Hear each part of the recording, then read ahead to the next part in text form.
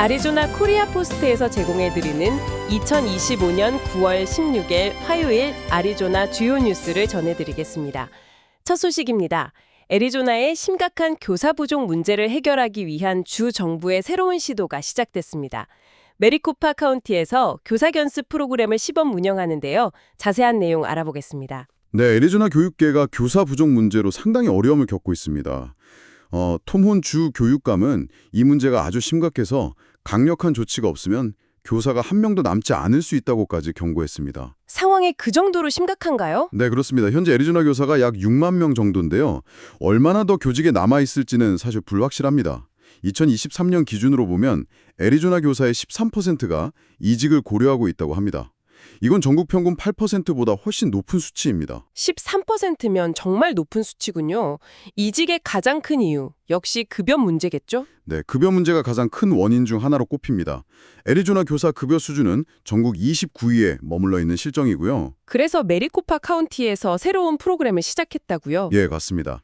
교사 견습 프로그램 시범 운영에 들어갔는데요. 이 프로그램은 견습생들이 시간당 $20를 받으면서요.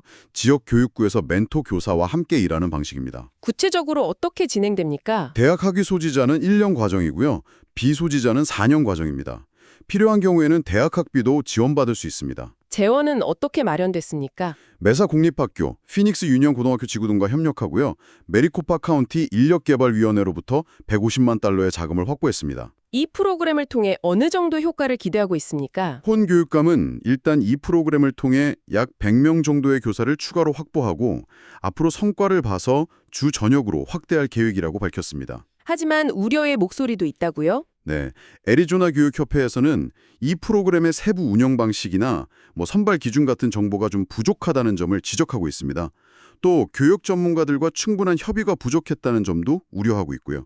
지속성에 대한 문제 제기도 있습니까? 네, 주 정부의 지속적인 투자가 없다면 이게 좀 단기적인 해결책에 그칠 수 있다는 지적도 나오고 있습니다. 다음 소식입니다. 미국 연방 법원이 보호자 없이 미국에 온 미성년 이민자들의 추방을 잠정 중단시켰습니다. 네, 애리조나주 투산 연방지법원의 로즈마리 마르케스 판사가 내린 결정입니다.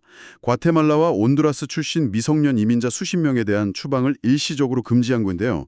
추방이 언제까지 중단되는 겁니까? 이 결정에 따라서 해당 아동들은 최소한 9월 26일까지는 미국에 임시로 체류할 수 있게 됐습니다. 판사가 이런 결정을 내린 이유는 무엇인가요? 아이들을 본국으로 돌려보냈을 때 그곳에서 아이들을 인수할 부모나 법정 후견인이 확실히 확보되었는지 이 부분에 대한 우려가 크다는 점을 밝혔습니다. 아이들의 안전 문제를 고려한 것으로 보입니다. 아이들을 대리하는 변호인단의 입장은 어떻습니까? 플로렌스 이민 난민 권리 프로젝트 소속 변호인단인데요.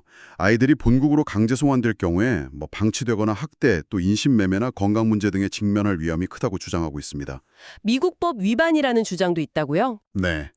아이들 스스로도 귀국을 두려워하고 있기 때문에 미국 정부의 추방 명령은 아동 이민자를 보호하도록 규정한 미국 법에 위배된다는 것이 변호인단의 주장입니다. 이번 소송 대상 아동들은 몇 명이나 됩니까?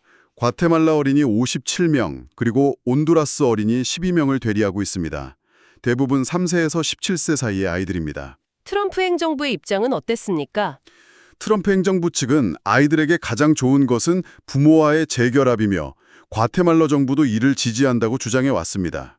최근 보호자 없는 미성년 이민자 수의 변화가 있었나요? 네, 2022년에 15만 명 이상으로 정점을 찍었다가 올해 7월에는 5,700여 명 수준으로 상당히 감소했습니다. 달콤한 거 많이 먹었더니 충치가 생겼나 봐요. 치통 때문에 밤잠까지 설친다니까요. 찬물만 조금 마셔도 이가 너무 시려요. 돌을 씹었는데 이빨이 부러졌어요. Smile, smile, SK치과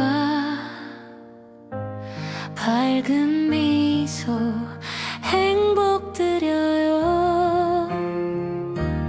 건강한 치과, 건강한 치아 SK치과. 다음은 피날 카운티에서 발생한 안타까운 사건 소식입니다. 별거 중이던 아내를 살해한 남성에게 종신형이 선고됐습니다. 네, 피날 카운티 검찰이 밝힌 내용인데요. 지난 2024년 4월 별거 중이던 아내 크리스티나 로페즈 씨를 43차례 흉기로 질러 살해한 혐의입니다. 피고인 하비에르 로페즈에게 가석방 없는 종신형이 선고됐습니다. 피고인은 혐의를 인정했습니까? 네, 로페즈는 지난 8월 12일 1급 계획살인 혐의에 대해 유죄를 인정했습니다. 범행 당시 상황이 더 안타깝다고요? 그렇습니다. 범행 당시 부부의 자녀 중 한 명이 차 안에서 기다리고 있었던 것으로 알려져서 더욱 안타까움을 사고 있습니다.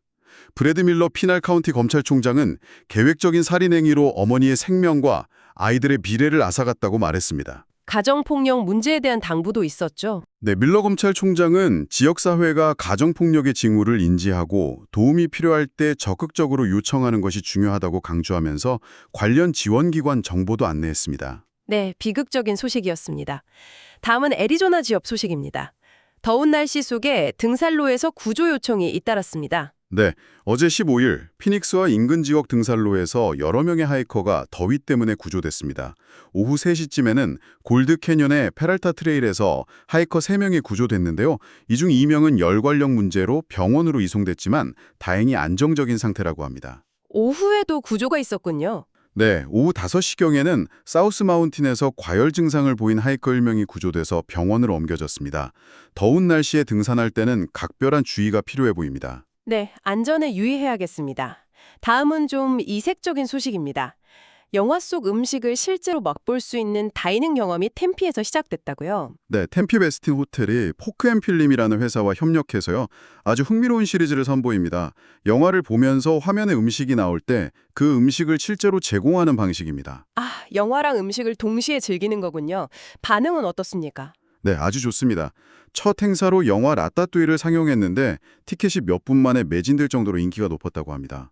앞으로 어떤 영화들이 예정되어 있나요? 올 가을과 겨울에는 호커스 포커스, 크리스마스의 악몽, 겨울왕국 같은 영화들이 준비되어 있고요. 연말에는 폴라 익스프레스, 엘프 같은 고전 영화 상영도 계획 중입니다. 가격은 어느 정도입니까? 티켓 가격은 $199부터 시작하는데요. 5개에서 7개 코스 요리와 칵테일 페어링이 포함된 가격이라고 합니다. 네, 특별한 경험이 될 것 같습니다. 마지막 소식입니다. 영국의 유명 록밴드 듀란 듀란이 피닉스에서 공연을 갖는군요. 네, 맞습니다. 로큰롤 명예전당 현액 밴드죠. 듀란 듀란이 2026년 1월 5일 피닉스의 PHX 아레나에서 단독 공연을 펼칩니다. 애리조나 공연은 오랜만이죠. 네, 2024년 WM 피닉스 오픈 헤드라이너 공연 이후 처음입니다. 티켓 예매는 언제부터 가능한가요? 네, 선 예매는 수요일 오전 10시부터 시작되고요. 일반 예매는 금요일 오전 10시부터 가능합니다. 네, 음악 팬들에게는 반가운 소식이겠습니다. 이상으로 아리조나 코리아 포스트 뉴스를 마치겠습니다.